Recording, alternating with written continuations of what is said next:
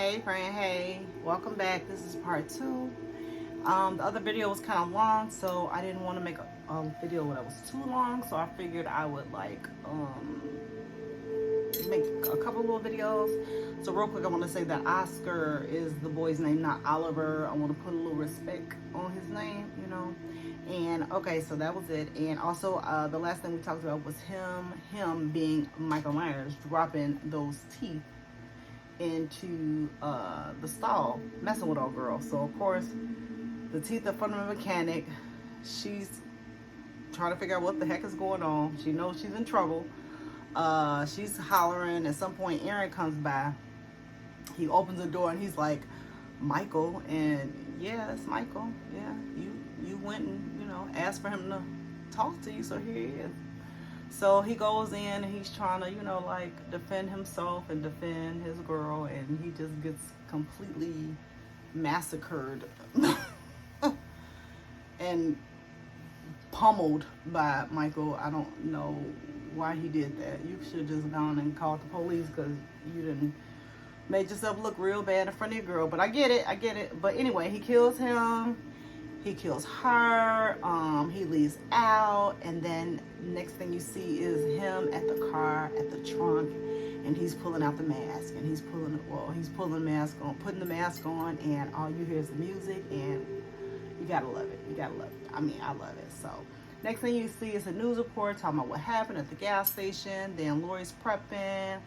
I don't know why, because none of it gets kind of used except in the basement scene. It's just silly stuff. Anyway, kids are playing. It's Halloween night. Kids are playing. Lori, well, maybe not Halloween night, maybe Halloween afternoon. Kids are playing. Lori goes to Karen's unannounced. She's acting all crazy. She scares the crap out of her and her goofy ass husband. The daddy's talking about how he knows jiu-jitsu. Sit down. Whatever your name is. Sit down. Then we talking about they kick her out, and she's talking about how she's not welcome in the house. Yeah, okay, whatever. You only got one mama, bitch. Anyway, Sheriff Hawkins is now taking stuff. I mean, not Sheriff Hawkins. The sheriff. I can't think of his name.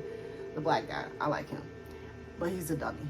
He starts taking stuff seriously. He's there at the crime scene, and Officer Hawkins is kind of talking smack, and it's you can't even shoot. So you should, kind of be quiet. So now it's Halloween night. It's trick-or-treaters out. All this is awesome. It's Halloween.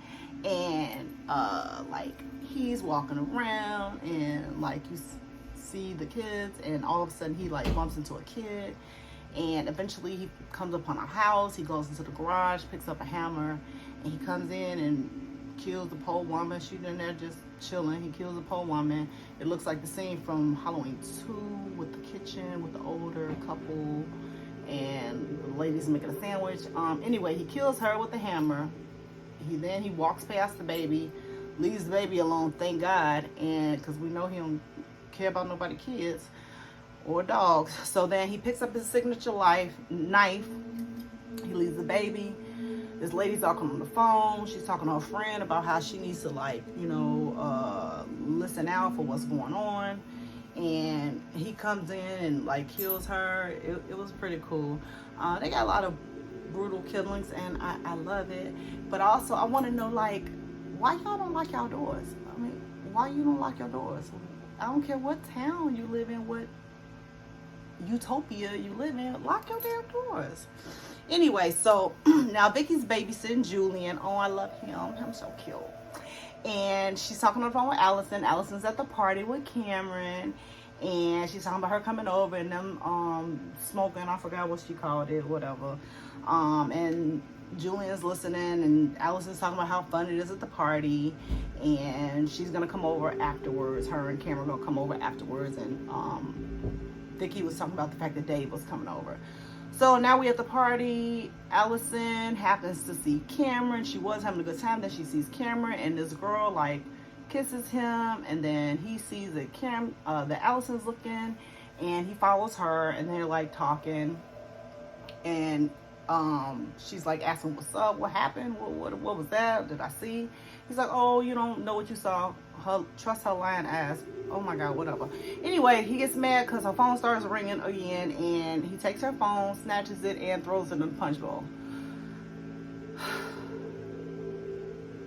All right, Cam, you just steady being stupid. I mean, you're already dumb, and then you being dumber. So anyway, Vicky and Dave start talking. Oh, Allison walks out because she's sick of his mess, and I get it. Vicky and Dave are talking. Julian hears something, and Vicky like goes upstairs, and then Dave, with his little nosy trespassing ass, decides to go into the people's garage. So then Vicky's talking with Julian. They're talking about the closet. Julian asks, oh, he's so cute. He asks if she could check his closet door. So now she checks it, and then she checks it. It won't close, and then she opens it, and Michael Myers is there, and then like he stabs her, and Julian's like, oh shit. Oh, poor baby. So Julian runs off. He's stabbing Vicky. Dave comes in. Julian's like, Dave, leave before you're gonna get killed. Dave decides he wants to go get tough. Julian was smart. Then Officer Hawkins decides that he shows up with his non-effective behind. He's driving around. Laurie's driving around. Officer Hawkins, I think he sees the body of Dave or whatever. I think he came in the house, saw the body of he saw the body of Vicky under the sheet. That was homage to the sheet scene in 1978. I love that.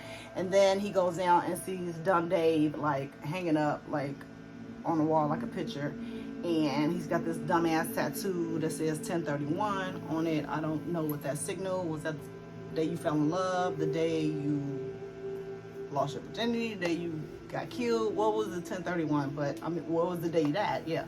So anyway, Frank and Laurie, they crashed into each other. Sartain is brought to the crime scene, and Michael Myers is Sartain was brought to the crime scene, and he's asking about the bus ride, and then Michael Myers, and then the sheriff talks about how he was an asset and all this other stuff. So the sheriff is trying to sound all authoritative and shut up, because you stop. You're just doing too much. But then he introduces Sartain to Laurie. So Sartain sounds like he's like freaking nuts when he's like introduced to Laurie. And Laurie had the audacity to say that he was, oh, you're the new Loomis. No, he ain't. He ain't the new Loomis. Stop the cap. My ass, stop it. So Laurie said that she was praying for him to get out, and then Hawkins was like, why would you do that? And she's like, so I could kill him. But I'm wondering why. You ain't prepped. Like, girl, I wish people would stop fronting like they are all that. Anywho. Alright, so what happened? Laurie, she's acting psycho. I'm just trying to figure out like what town this is, because like she's just walking around with an open gun and rifle. So then next is Oscar and Allison. They're walking home, and then you see Hawkins and Sartain in the car, and the police go to Karen's. Karen is acting like a Karen. I wish she would shut the blank up. She is just doing too much.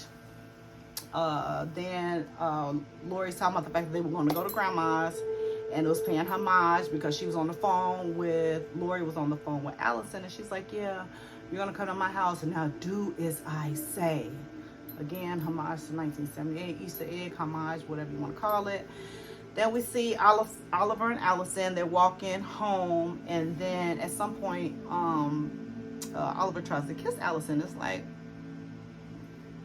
really, dude? So Allison is like, stop, and she curses him out, and then she leaves. He's by himself. He's standing in the yard. Then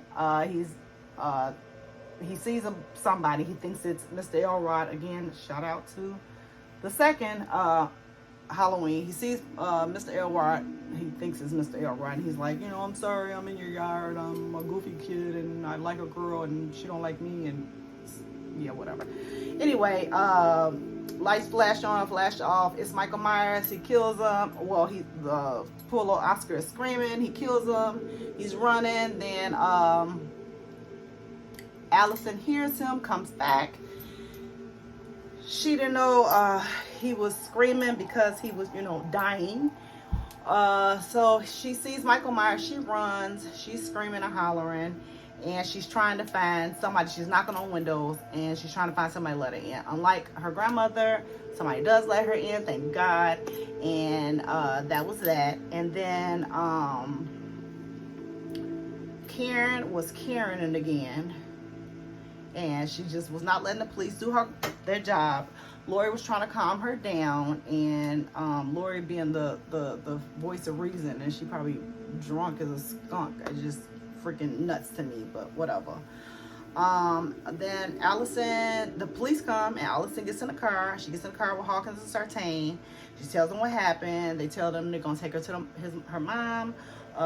Lori, dumbass Ray, and Karen, they get to Lori's. They start prepping. They're talking about, the house and everything. And then Lori is saying this is tactical when she's prepping. She's talking about how he's waited for me. I've waited for him. Girl, for what? What? He ain't waited for you. He ain't waited for you. You've been waiting for him like a cuckoo bird, but he ain't waited for you. So whatever. I'm just trying to figure out how she came up with that. Then you see Michael Myers walking, and it's Hawkins and Allison and Sartain in the car. And Hawkins and Sartain are arguing about Michael Myers, how he don't want nothing to happen to him.